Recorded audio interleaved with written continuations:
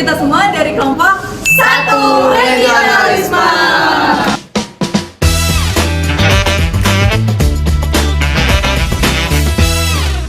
Pernah nggak sih kita mendengar berita tentang konflik Laut Cina Selatan? Sebenarnya itu membicarakan tentang konflik apa ya? Kalau kita lihat sekilas, sebenarnya di sana itu tidak terlihat seperti sedang perang besar. Tapi faktanya, Laut Cina Selatan itu salah satu wilayah yang paling sensitif yang ada di dunia ini. Karena Laut Cina Selatan itu tempat negara-negara penting, karena Laut Cina Selatan adalah jalur perdagangan dunia, dan Laut Cina Selatan juga sumber daya alamnya itu sangat berlimpah sekali. Video ini kita ingin membahas Laut Cina Selatan dari kacamata regionalisme. Nah, konflik Laut Cina Selatan itu intinya karena klaim wilayah. Jadi ada beberapa negara yang ngerasa memiliki hak atas wilayah Laut Cina Selatan. Cina misalnya, ia memiliki klaim yang dikenal dengan Nine Dash Line. Jadi kalau kita lihat di dalam peta itu, hampir menutupi seluruh wilayah Laut Cina Selatan. Masalahnya, wilayah yang diklaim oleh Cina itu diklaim juga dengan negara lain seperti Malaysia, Filipina, Brunei. Jadi otomatis benturannya tidak dapat dihindarkan. Nah, hal ini tuh bukan karena garis peta aja, melainkan ada kepentingan keamanan, ekonomi, dan politik yang sangat besar banget. Biar nyambung, kita kenalan dulu yuk sama konsep regionalisme. Nah, regionalisme ini gampangnya adalah kerjasama antar negara di satu kawasan yang sama.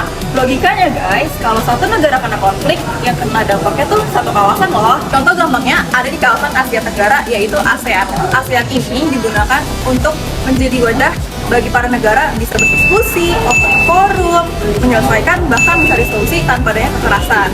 Jadi, kalau kita lihat konflik Laut Cina Selatan dalam kacamata regionalisme ini, kita tuh melihatnya nggak cuma urusan satu negara aja, tapi satu kawasan.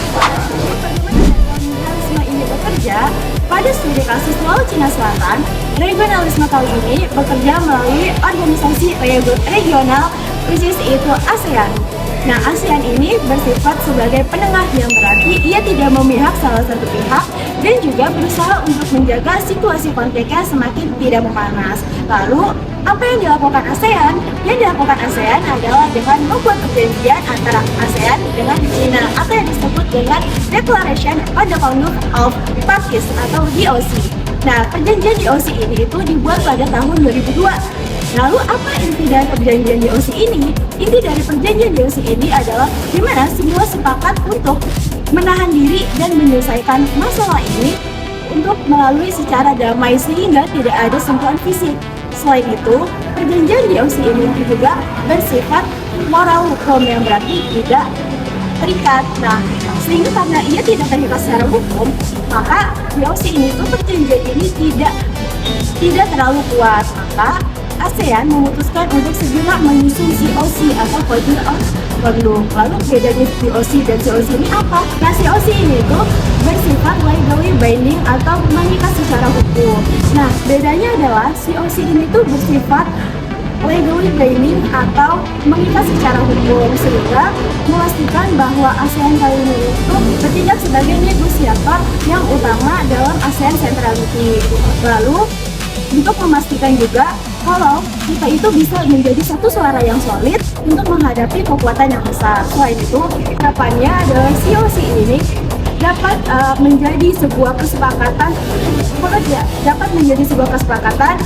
bekerja sama di Laut Cina Selatan, sehingga dapat kita simpulkan bahwa regionalisme kali ini bekerja melalui dialog dan kesepakatan, bukan melalui paksaan. Pertanyaannya sekarang, kalau sudah ada kerjasama antar regional, kenapa konfliknya belum selesai juga? Karena regionalisme itu memiliki keterbatasan. ASEAN contohnya nggak punya kekuatan untuk maksa setiap negara patuh. Semuanya tuh harus lewat konsensus. Selain itu, tiap negara juga memiliki kepentingan yang berbeda. Ada yang berani vokal, ada yang takut atau lebih hati-hati karena mempunyai hubungan dekat dengan Cina. Akhirnya mereka banyak membuat keputusan penting di atas kertas, tapi pelaksanaannya tidak selalu maksimal.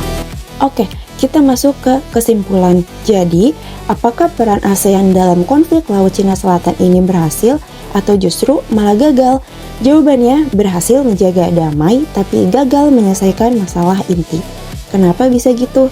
Karena dalam studi kasus kali ini, yang paling ngegambarin kegagalannya pada peristiwa Phnom Penh debacle di tahun 2012. Apa sih peristiwa itu? Bayangin, untuk pertama kalinya dalam 45 tahun sejarah ASEAN, pertemuan Menteri Luar Negeri gagal mengeluarkan pernyataan bersama atau yang disebut joint communique. Kenapa?